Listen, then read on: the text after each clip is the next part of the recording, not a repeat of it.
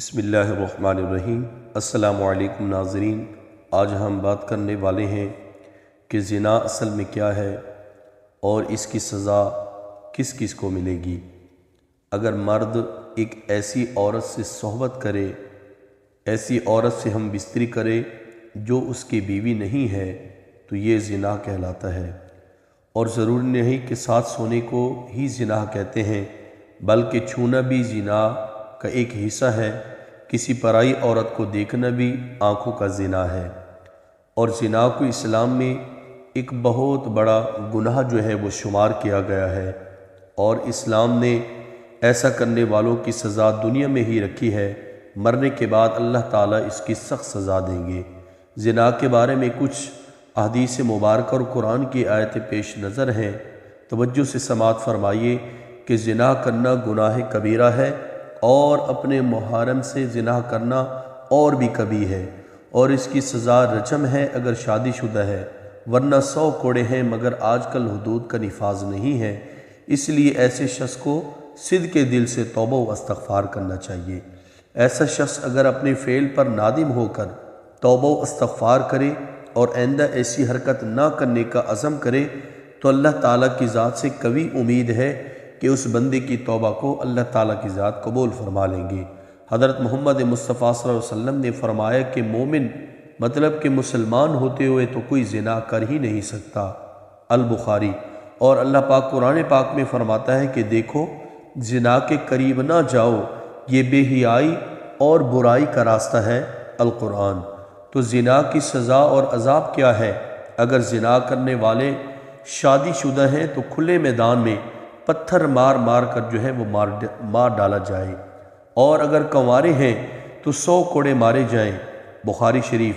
تو آج کل دیکھنے میں آیا ہے کہ اس گناہ میں بہت سے لوگ شامل ہیں، خاص کر کے اس بازار میں جہاں عورتیں اور مرد جاتے ہیں۔ کسی کا ہاتھ کس کو لگ رہا ہے، کہاں پر لگتا ہے، کچھ معلوم نہیں ہوتا، چاہے لڑکا ہو یا لڑکی۔ اور پھر اس گناہ کو کرنے کے بعد اپنے دوستوں کو بھی بڑی ہی شان و شوکت سے سناتے ہیں، بلکہ ان کو بھی ایسا کرنے کی رائے دیتے ہیں۔ اگر کوئی اکیلے لڑکے یا لڑکی کوئی غلط کام کرتا ہے تو اس کا گناہ اس کے ماں باپ کو ہی ملتا ہے۔ کیوں کہ انہوں نے ان کی جلدی شادی نہیں کی، جس کی وجہ سے وہ غلط کام کرنے لگے۔ شادی کی عمر ہونے کے بعد بھی ماں باپ ان کی شادی نہ کرے تو اللہ تعالیٰ کی ذات بھی ناراض ہو جاتا ہے، تو ان کے گھر کی جو برکت ہے خالق کائنات کی ذات وہ بھی ختم کر دیتا ہے، اور اللہ ان ماں باپ سے قیامت کے دن بھی حساب ضرور مانگے گا۔ تو ایک جگہ اللہ تعالیٰ نے قرآن پاک میں ارشاد فرمایا کہ پاک دامن لڑکیاں پاک دامن لڑکوں کے لیے ہیں۔ اس کا مطلب یہ ہے کہ اگر آپ اچھے انسان ہیں تو اللہ تعالیٰ آپ کو بھی اچھی بیوی یا دولہا دے گا، اور خراب ہے تو سمجھ لیجئے کہ زنا ایک ایسا عمل ہے جسے نسیان، ایڈز، کینسر جیسی موذی بیماریاں بھی پھیلتی ہیں۔ زنا سے انسان کا دل جو ہے وہ مردہ ہو جاتا ہے، جبکہ اکثر دیکھنے میں آیا ہے کہ جب دل مردہ ہو گیا تو پھر اس کے دل سے اسلام کی روشنی بھی آہستہ آہستہ ختم ہوتی چلی جاتی ہے، جس سے وہ ایمان سے خالی ہو جاتا ہے۔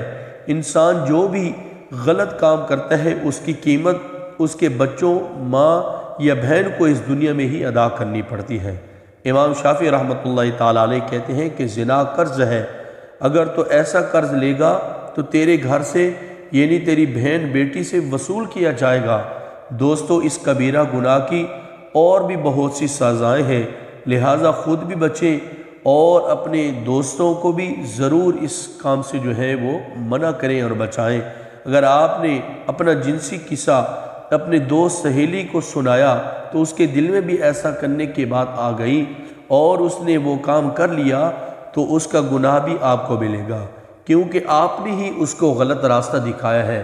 تو دوستو، امید کرتا ہوں کہ یہ آج کی ویڈیو یقیناً آپ کو پسند آئی ہوگی، تو ایک مسلمان ہونے کے ناطے اس ویڈیو کو ضرور آگے شیئر بھی کیجئے، اور اگر آپ ہمارے چینل پر نئے ہیں تو اسے ضرور سبسکرائب بھی کر دیجئے۔ اللہ تعالیٰ کی ذات آپ کو دونوں جہان کی بھلائیاں نصیب فرمائے، آمین یا رب العالمین۔